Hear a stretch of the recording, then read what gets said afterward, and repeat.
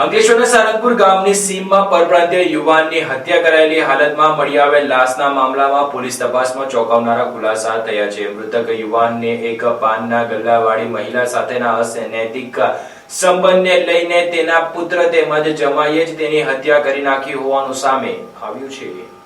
અંકલેશ્વરમાં પરપ્રાંતીય યુવાનની થયેલી ગઈકાલે હત્યાના મામલામાં પોલીસ તપાસમાં ચોંકાવનારો ખુલાસો થયો છે। યુવાનની હત્યા અનૈતિક સંબંધોમાં થઈ હોવાનો ઘટસ્ફોટ સાથે પોલીસે મહિલાના જમાઈ અને દીકરાની ધરપકડ કરી છે। દીકરો કાયદાના સંઘર્ષમાં આવેલ બાળક હોવાનું જાણવા મળ્યું છે। અંકલેશ્વરમાં તાજેતરમાં સામે આવેલા એક હત્યાના બનાવ એ વિસ્તારમાં ચકચાર મચાવી હતી, જેમાં અંકલેશ્વરના સારંગપુર ગામ નજીક આવેલ અંજની ધારા સોસાયટી પાસે બાવળની જાળીઓમાંથી એક 43 વર્ષીય યુવાનનો મૃતદેહ મળી આવ્યો હતો। પોલીસ તપાસમાં મૂળ ઉત્તર પ્રદેશના પરપ્રાંતીય યુવાન મુન્ના લક્ષ્મણ પાલની હત્યાના મામલે પોલીસે ચોંકાવનારો ખુલાસો હવે કર્યો છે। મૃતક યુવાનનો એક મહિલા સાથે અનૈતિક સંબંધ હતો। આ મહિલા અંકલેશ્વરમાં પાનનો ગલ્લો ચલાવતી હોવાનું જાણવા મળ્યું છે। આ સંબંધ અંગે મહિલાના પરિવારજનોને જાણ થતા તણાવ ઉભો થયો હતો। પોલીસ તપાસમાં સામે આવ્યું છે કે મહિલાના જમાઈ ભોલુ માનિક મંડલ અને સગીર વયના દીકરાએ મળીને યુવાનની હત્યા કરી હતી। આરોપીએ ગુનાને અંજામ આપ્યા બાદ મૃતદેહને સારંગપુર નજીક ફેંકી દીધો હતો, જ્યાંથી ગળું કાપેલી હાલતમાં મૃતદેહ મળી આવ્યો હતો। પોલીસે આ કેસમાં આરોપીની ધરપકડ કરી વધુ તપાસ શરૂ કરી છે।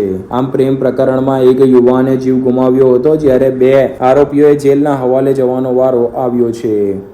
તારીખ 17/4/2026 રોજ અંકલેશ્વર જીઆઈડીસી વિસ્તારમાં આવેલી અંજની ધારા સોસાયટી પાસે પોલીસને એક અજાણી પુરુષની લાશ મળી આવે છે, જે શરૂઆતમાં એક અનઆઇડેન્ટિફાઈડ ડેડ બોડી તરીકે હોય છે, પરંતુ પોલીસ ગણતરીના કલાકોમાં જ શોધી કાઢે છે કે આ ડેડ બોડી કોની છે।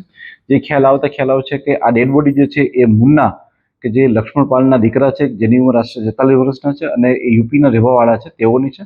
ત્યારબાદ પોલીસ દ્વારા ટેકનિકલ સોર્સના આધારે અને હ્યુમિનિટીના દ્વારા ગણતરીના કલાકોમાં જ કોના દ્વારા તેની તીક્ષ્ણ હથિયારોથી હત્યા થઈ છે તે શોધી કાઢવામાં આવે છે, જેમાં ધ્યાનમાં આવે છે કે મરણ જનાર મુન્ના લક્ષ્મણ પાલના કેટલાક અનૈતિક સંબંધો મહિલા સાથે હતા, શાંતિદેવી મંડળની સાથે, અને ત્યારબાદ જે છે તેમના જમાઈ એટલે કે ભોલુ માનિક મંડળ અને તેમનો દીકરો કે જે કાયદાના સંઘર્ષમાં આવેલું બાળક છે 8 વર્ષથી નીચેનું, તેમના દ્વારા જે છે એ આગલી રાત્રે એ વ્યક્તિની હત્યા કરવામાં આવેલી હતી। પોલીસે આ બંને આરોપીને હિરાસતમાં લીધા છે અને જે કાયદામાં આવેલું બાળક છે તેને એ પ્રકારે કે જે એક્ટ છે એ પ્રકારે જ્યુવેનાઇલ જસ્ટિસ એક્ટ પ્રમાણે તેના બોર્ડને સોંપવામાં આવેલો છે।